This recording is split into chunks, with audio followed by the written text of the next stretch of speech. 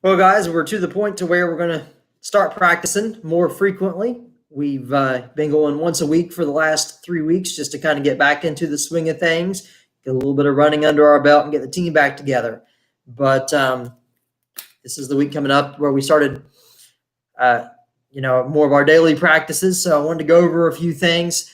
First thing I wanted to touch on was KHSAA, Kentucky High School Athletic Association. They met on Friday and made some decisions, or not really made a lot of decisions, to be honest. But one of the first decisions they made was to keep the guidelines that are currently in place through at least August 2nd. So what that means, we're still going to have the health screenings. We're still going to have the kids provide their own water. We won't be providing the water.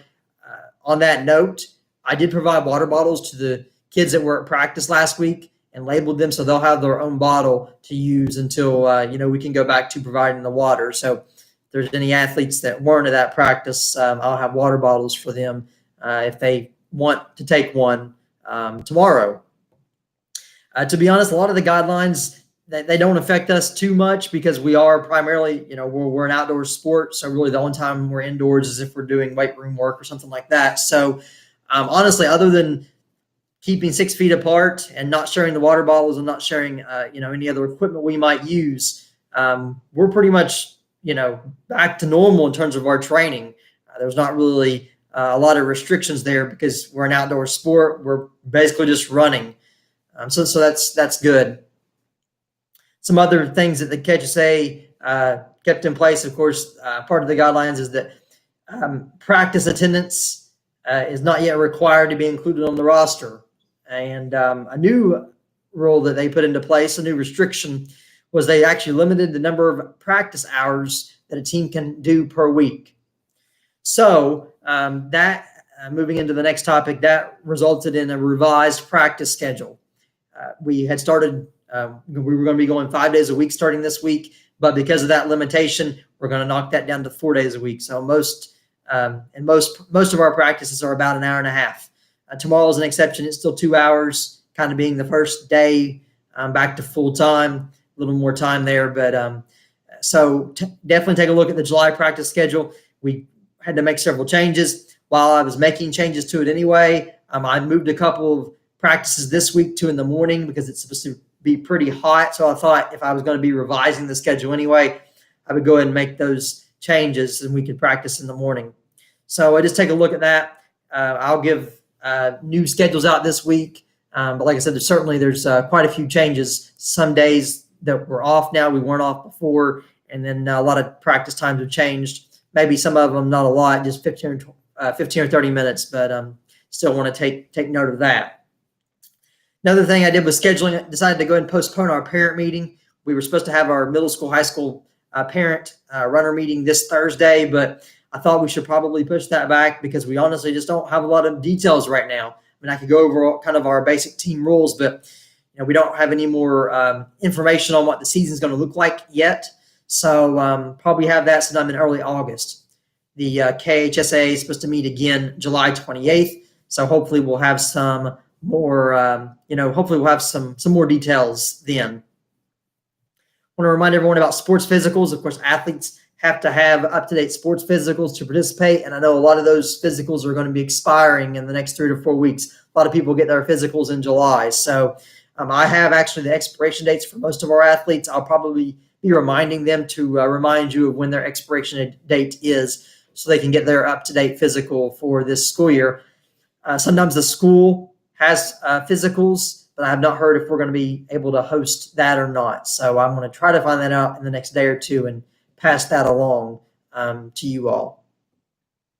One thing I do want to go ahead and focus on is the running on the off days. Typically, we always encourage athletes this time of year to, if we practice Monday through Friday, take one of their weekend days off and get a light run in on the other weekend day.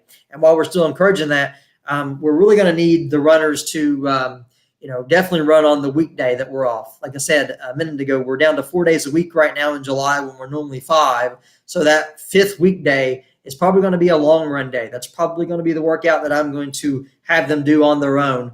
So that's really important they're doing that. The reason I'm probably going to have them do the long run at home is because it's still pretty simple. It's basically just giving them either a set mileage to run or a set time to run, and they run it. And it's a light pace. It's easy to do on their own. That way we can reserve the speed workouts for practice when we're doing our, whether it be 200, 400, 800 meter repeats or, tempo pace or interval pace. It's harder for them to do that at home on their own. So we're going to probably keep those workouts in the days that we do practice. But that long run is important. I mean, that helps. That really helps build endurance. So it is very important that, just because they're doing that on one of those weekdays on their own, it's something they don't really just want to, wave off. They really need to be disciplined and do that workout on their own. That kind of takes care of the middle school, high school update. I did want to touch on elementary as well. We're still planning on having elementary cross country this season for students who will be in 3rd, 4th, or 5th grade. It's not too late to sign up for that, but our first practice is scheduled for August 3rd at 5:30. Things could change at any time. We may have to, cancel that or delay it or postpone it. But right now, that's still the date. That's the date that we've had scheduled since May. So did want to, touch on that. Our plans would be probably just to follow whatever the high school guidelines are. That's the guidelines we'll follow for the elementary team. But, I know that the state put out some guidelines back in June that said youth cross country could actually start competing this month. So, of course, we never have meets this early anyway. It's not something we're even, thinking about yet. But, unless they have to go back and shut some things down and be more restrictive, hopefully that's something we'll be able to kick off on time on August 3rd. If you haven't signed up your child yet for that, you can go to the school Facebook, or I'm sorry, our Facebook page, Augusta Independent Cross Country and Track. That's our Facebook page. We put a lot of information on there. There's a link I actually put out today reminding parents of how they can sign up for elementary.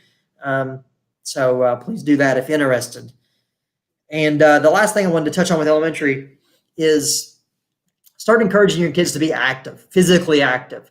And what I mean by that is maybe take them out for a half-mile walk or take them somewhere where they can walk a half mile and work up to walking a mile. If you're in town in Augusta, the boat dock is a good place because it's, away from traffic and things. And, if you go 4 laps around that's about a mile. So 2 laps would be about a half mile. It's easy to figure out how much you're walking. And then after they've, done that a week or so, start introducing them to, a little bit of running, having them get a little bit of running in. They don't have to run it all by any means, but anything that they do now, any little bit of running they do here in July before we get started, it's just going to make it an easier transition when we start practicing together, hopefully in August.